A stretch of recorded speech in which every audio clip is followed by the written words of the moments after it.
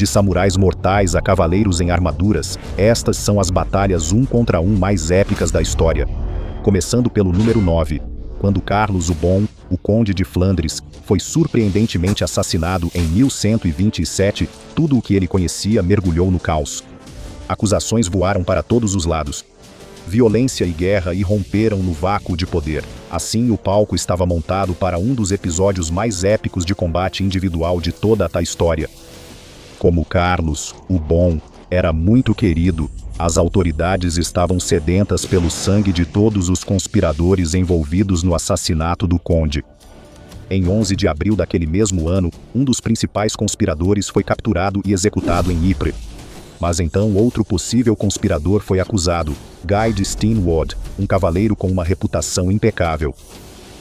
Guy era parente por casamento de um conspirador, o que bastou para gerar desconfiança dos outros. Um dos principais acusadores dele era um colega cavaleiro chamado Iron Herman, e uma acusação dessas era motivo de briga, e eles realmente brigaram. Um duelo oficial foi marcado, e ambos montaram a cavalo para resolver suas diferenças à moda antiga. Eles cavalgaram um em direção ao outro, e Iron Herman estava prestes a perceber o quão perigoso era o homem que ele acabara de desafiar. Guy, com movimentos de especialista, derrotou Herman e o lançou do cavalo. Guy cavalgava ao redor, vendo sua vítima tossir e se engasgar no chão, sem fôlego pelo impacto.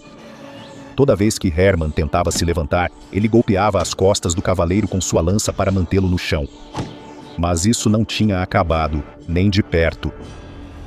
Herman aproveitou um descuido para sacar a espada e cravar na barriga do cavalo de Guy, estripando o animal e lançando Guy ao chão. Herman preparou a espada ensanguentada e aguardou Guy se levantar para que a batalha continuasse. O aço batia em aço enquanto a luta seguia feroz, o cansaço dos dois combatendo a vontade de sobreviver. Herman de Ferro talvez estivesse chocado com a ferocidade de seu oponente, mas nenhum dos combatentes fazia ideia de quão suja essa luta se tornaria. Suas lâminas se chocaram até que eles não tivessem mais forças para segurá-las, e quando as espadas caíram no chão, a luta virou uma enxurrada de socos e chutes. Guy ainda demonstraria sua força física ao derrubar Herman de Ferro e espancá-lo até deixá-lo inconsciente. Como um cronista da época diria, Herman de Ferro caiu prostrado no chão, e Guy se lançou sobre ele socando a boca e os olhos do cavaleiro com suas manoplas de ferro. Não demorou muito para que Herman de Ferro estivesse todo ensanguentado, com o crânio quebrado e a pele rasgada e sangrando. Pancada, pancada, pancada. Pelo que Guy viu, Herman não tinha nada de ferro naquele dia. Enquanto o cavaleiro cuspia sangue, Guy soltou o ar, baixou a guarda por uma fração de segundo, e era exatamente nisso que Herman de Ferro estava contando. Ele estendeu a mão enfiando a manopla sob a cota de malha que protegia a virilha de Guy. Ele agarrou um punhado dos testículos de Guy e os apertou com uma força esmagadora antes de lançar Guy pelo ar. A parte de baixo do corpo de Guy se abriu pela força. Isso mesmo, Herman de Ferro literalmente rasgou o corpo de Guy ao arremessá-lo pelos testículos. Mesmo que esse ferimento ainda não fosse mortal, Guy teria falhado na julgamento por combate. Ele foi arrastado até a forca enquanto sangrava profusamente do que antes fora sua virilha. Teve uma corda amarrada ao pescoço e foi enforcado. Não há dúvida de que essa foi uma das lutas 1 contra 1 mais sujas da história da humanidade. Ele deixou de ser bem dotado e depois foi enforcado. E essa não foi a única vez que dois homens com espadas e palavras impensadas causaram uma das lutas mais insanas da história. Número 8. O caso violento entre Guy de Steenwood e Herman de Ferro não foi o único duelo brutal motivado por um nobre chamado Charles, mas desta vez, ele não era um conde. Era o rei da Inglaterra, Carlos I, em 1641. Seria exagero chamá-lo de rei mais amado da Inglaterra, já que a Guerra Civil Inglesa, que começaria no ano seguinte, culminaria na execução de Carlos por Oliver Cromwell e os puritanos. Mas ele certamente era rei para um excêntrico polímata excêntrico chamado Kenelm Digby, e Deus te ajude se você desobedecer ao rei dele. Kenelm Digby era famoso por várias coisas. Ele era obcecado por alquimia e magia, fazendo pesquisas extensas sobre um conceito pseudocientífico chamado pó da simpatia, que podia ser colocado em uma arma para curar qualquer ferida que a arma tivesse causado. Além de ser um aspirante a mago, ele também era um espadachim experiente, cujas habilidades salvaram sua vida e tiraram a vida de outros várias vezes. Se Montelaho soubesse disso, talvez não tivesse criticado o rei Carlos diante dele, durante o banquete. Kenelm Digby não suportava insultos ao seu monarca e desafiou Montelaho para um duelo até a morte com rapieiras. O francês, sendo ele mesmo um mestre na arte da espada, decidiu aceitar o desafio de Digby. A habilidade seria o único fator que determinaria qual dos dois veria o amanhã. No início do duelo de esgrima, as habilidades deles pareciam equilibradas. Eles testaram as habilidades um do outro, sem usar toda a força no início, estocando, aparando, abaixando e desviando, ganhando e perdendo terreno. Conforme o duelo avançava, a luta se intensificou, e Montelaho percebeu o quanto Digby levou a sério a ofensa contra Charles. Talvez ele retirasse o que disse se pudesse, mas no meio das espadas dançantes, já era tarde para voltar atrás. No quarto round da luta, Kenelm Digby percebeu uma abertura e avançou, perfurando o peito de La Rose por baixo e forçando a lâmina para cima até que ela atravessasse a garganta do francês. Ele puxou a lâmina e Montelaho caiu morto no chão. Digby seria preso pela Câmara dos Comuns por matar Montelaho a sangue frio, mas libertado. Depois, sua habilidade com a espada o salvaria em uma briga de rua na Espanha. Algumas pessoas realmente parecem atrair esse tipo de coisa. Mas às vezes um duelo não é algo feito por impulso, talvez seja uma tradição cultural de séculos, com resultados extremamente brutais. Muitas vezes dizem que viveríamos em um mundo com menos guerras, se os homens que as declarassem tivessem que lutar nelas. Mas existe um antigo costume russo que lança uma certa dúvida sobre isso, o bash na bash, que significa um contra um mecanismo para evitar que disputas tribais se transformem em derramamento de sangue em massa.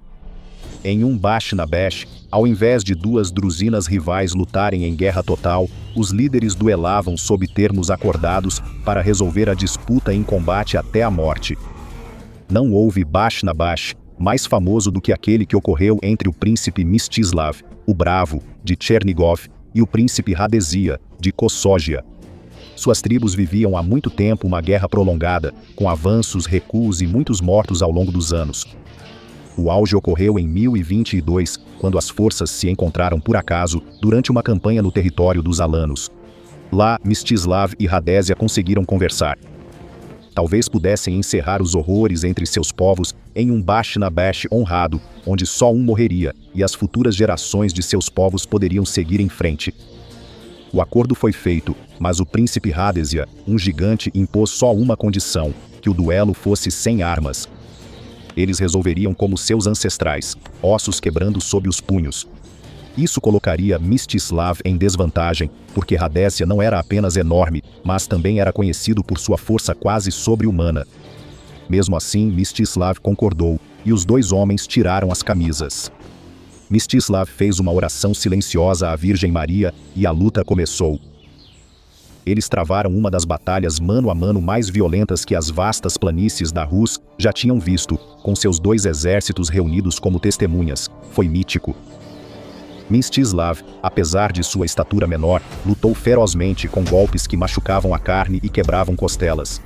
Radesia parecia absorver os golpes de Mstislav, agarrando o príncipe rival e o jogando contra o chão como uma boneca de pano, mas Mstislav nunca parou. Minutos viraram horas enquanto os soldados viam seus líderes lutarem como ursos selvagens. Agarrando, quebrando, golpeando, eles pareciam suportar além dos limites da dor humana, da ferocidade humana, mas ainda continuavam lutando. Mesmo cansado e sentindo dor dos ferimentos, Mstislav enfrentava Radesia, que ainda tinha muita força. Se continuasse assim, só poderia terminar de uma maneira, com Radesia esmagando o crânio de Mstislav contra o chão como um coco.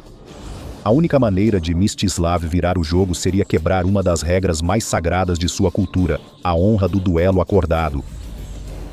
Embora alguns detalhes da história mudem dependendo das alianças de quem a conta, muitos concordam que Mstislav sacou uma adaga escondida, derrubou Radesia no chão e lhe desferiu um golpe mortal em algum lugar do torso. As forças kossoghianas ficaram horrorizadas, e com a violação do acordo parecia que uma guerra total poderia estourar. No entanto, um massacre foi evitado por alguém inesperado, o próprio Radesia. Ele acreditava que sua morte poria fim ao derramamento de sangue entre os dois povos. Mstislav atribuiu sua vitória à graça da Virgem Maria e depois construiu uma igreja no local da batalha. Mstislav capturou a viúva de Radesia e seus 2 filhos como prisioneiros, depois os batizou como cristãos. A épica Bash na Bash ecoaria por 1000 anos na cultura da Rus, até os dias de hoje. O mesmo pode ser dito sobre uma das lutas mais marcantes de um dos monarcas mais corajosos da Escócia. Número 6. Um dos momentos mais significativos da história militar da Escócia foi a Batalha de Bannockburn. Robert the Bruce, rei dos escoceses e defensor da liberdade de seu povo, enfrentou as forças do rei Eduardo II da Inglaterra. O resultado dessa batalha definiria o rumo da Guerra de Independência da Escócia. Também acabaria por conter um dos momentos mais brutais e violentos de combate individual de toda a história. Sir Henry de Bohun era um dos milhares de soldados que entraram em campo de batalha naquele dia, membro da vanguarda da cavalaria pesada inglesa, montado em um enorme cavalo e empunhando uma longa e mortal lança. Como sobrinho do conde de Hereford, ele era o típico cavaleiro de armadura reluzente. Essa seria sua primeira grande batalha, e ele esperava iniciar ali sua carreira lendária como guerreiro. E que melhor começo para uma história dessas do que matar um rei inimigo? No início da Batalha de Bannockburn, Sir Henrique avistou o rei Roberto em um pequeno cavalo palafrém, com armadura mínima e nada além de um machado na mão, um alvo fácil. Sir Henrique investiu contra o rei Roberto, decidido a perfurá-lo com sua lança e encerrar a Guerra de Independência ali. Mas o rei Roberto o viu se aproximando e não iria cair sem lutar. Afinal, Roberto tinha mais que seus deveres de rei a considerar nessa batalha. Sua família estava em risco, com esposa, filhas e irmã em cativeiro. Ele precisava vencer essa batalha para ter influência e forçar a Inglaterra a libertá-las, sem deixar Sir Henrique tirar isso dele. Eles avançaram um contra o outro no centro do campo de batalha, sob o olhar admirado dos soldados dos dois lados. Sir Henrique mirou a lança com precisão, sua armadura de placas brilhando ao sol. Mas a armadura brilhante não vence batalhas, habilidade pura vence. À medida que Sir Henrique se aproximava, o rei Roberto desviou perfeitamente, deixando a lança passar sem atingi-lo. O impulso de Sir Henrique o levava adiante, incapaz de mudar de direção, como planejado.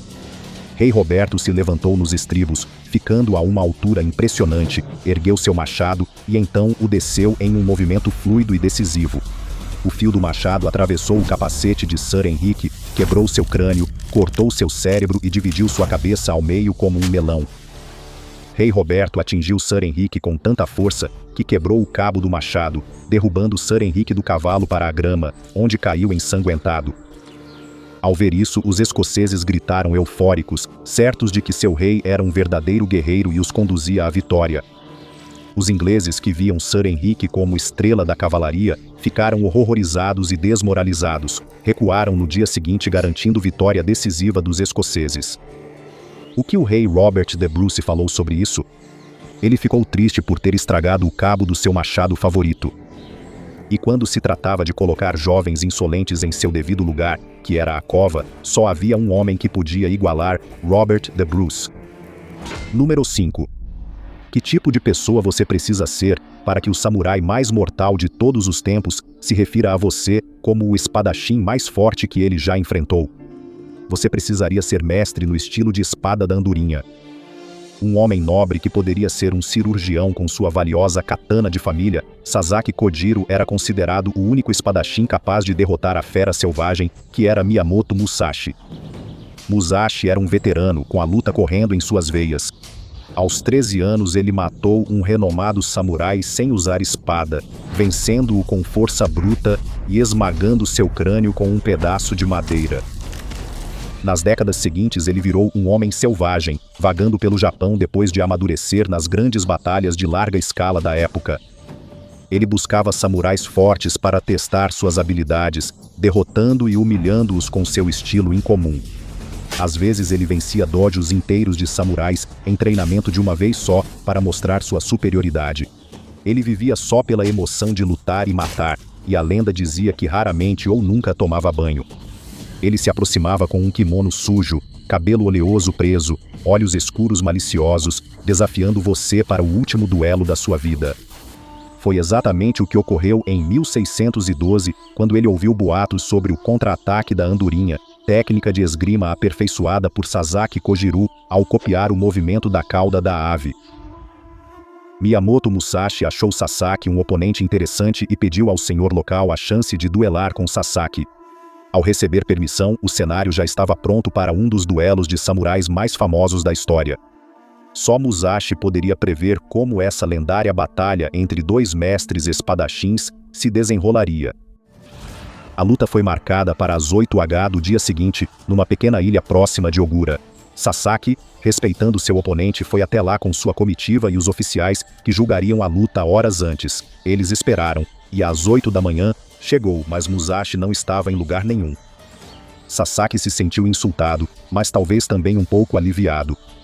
Talvez Musashi tenha recuado, temendo que Sasaki pusesse fim à sua carreira ilustre e sangrenta. Mas não, Musashi só estava dormindo quando o acharam. Trouxeram uma tigela de água para ele se lavar, mas ele apenas a bebeu e foi cambaleando até o barco. No caminho para a ilha, ele parecia despreocupado. Amarrou as mangas do kimono com barbante de papel e entalhou um fio afiado em um dos remos sobressalentes com uma faca. O barqueiro deve ter pensado que Musashi tinha perdido o juízo, mas ele sabia exatamente o que estava fazendo. Ao chegar à margem, o famoso demônio da espada pareceu despertar dentro dele. Ele pulou do barco e correu até Sasaki antes que as autoridades pudessem repreendê-lo pelo atraso. Sasaki sacou sua lâmina, sem entender por que seu oponente tinha só um remo, e Musashi disse: "Você não vai mais precisar disso." É verdade em muitas artes marciais que o guerreiro que ataca primeiro geralmente é o que perde. Ele se expõe demais, dá ao seu oponente a maior vantagem: informação. No pânico da cena caótica, Sasaki foi induzido a atacar primeiro, baixando sua espada em um golpe que deveria ser mortal. Mas com facilidade, Musashi desviou a espada de Sasaki com o remo e canalizou toda a sua energia em um único e decisivo contra-ataque. A borda afiada do remo atingiu o crânio de Sasaki, abriu-o ao meio e o matou na hora. Após o pioneiro do contra-ataque da andorinha cair diante dos oficiais atônitos, Musashi fez uma reverência e partiu. Para um observador destreinado, teria parecido uma morte decisiva, mas Musashi mais tarde descreveria Sasaki como um dos melhores oponentes que já enfrentou. Palavras gentis para quem você rachou o crânio com um remo. Quando dois assassinos profissionais se enfrentam é uma coisa. Quando são dois homens comuns levados ao limite, é outra completamente diferente. Número 4. Não seria um vídeo sobre batalhas épicas 1 contra 1 na história, sem um bom e velho tiroteio americano. Um ótimo exemplo disso é o que aconteceu em Savannah, Geórgia, em 1832, quando a rivalidade entre dois moradores locais acabou em sangue derramado. Philip Means nem sempre foi um homem violento. Na verdade, ele era médico e herdeiro de uma antiga família de Savannah. Ele também era judeu, o que se tornou um ponto de frustração para outro morador local, chamado James Jones Stark, membro da Assembleia Legislativa do Estado da Geórgia. Durante meses, divulgou-se que Stark fazia comentários antissemitas cruéis sobre Means pelas costas, mas nunca ousava dizer isso na frente dele. Ele sempre tinha desculpas e pedidos de desculpas para oferecer nessas situações. No entanto, o simples fato de ele talvez ter ou não pedido desculpas se tornou uma questão central para Stark. Ele negou publicamente ter pedido desculpas a Means pelas coisas horríveis que disse sobre ele. Isso acabou se voltando contra Stark quando Means lhe escreveu uma carta em julho de 1832, exigindo satisfação na forma de um duelo. No sentido amplo, um duelo foi acordado, mas os dois brigões de Savannah e seus segundos, os homens que concordaram em ajudá-los no duelo, não conseguiam chegar a um acordo sobre os detalhes. Stark e seu segundo, Thomas Wayne, queriam duelo com rifles, mas Means e seu segundo, Charles Spalding, disseram que o rifle de Means ainda estava em conserto. Mesmo assim, Stark não aceitou como resposta. Ele e Wayne foram sozinhos ao duelo, dispararam para o alto e se declararam vencedores. Espalharam rumores de que Means desistiu por covardia. Naturalmente, Means não ficou nada satisfeito quando soube de tudo isso. As tensões entre os dois continuaram a aumentar, até que tiveram seu confronto final no bar do hotel da cidade em 10 de agosto. Lá, Minis acusou Stark de ser um covarde pela forma como se comportou no duelo. Alguns afirmam que Stark tentou pegar uma arma, outros alegam que Minis agiu sem provocação, exceto pelas palavras cruéis e meses de humilhação e assédio de Stark. Sabemos com certeza que Minis sacou sua arma e atirou no peito de Stark, matando-o na hora. Minis seria julgado por assassinato, mas o júri o consideraria inocente.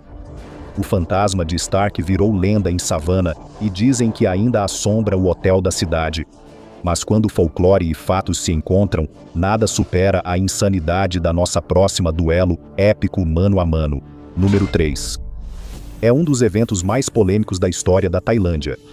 Dois soberanos rivais se enfrentaram montados em elefantes, sem dúvida um dos conceitos mais impressionantes da história da humanidade. Nenhum historiador parece concordar exatamente sobre os detalhes. Um historiador chegou a ser ameaçado de processo criminal por questionar esses detalhes, mas a lenda ficou maior que qualquer detalhe menor.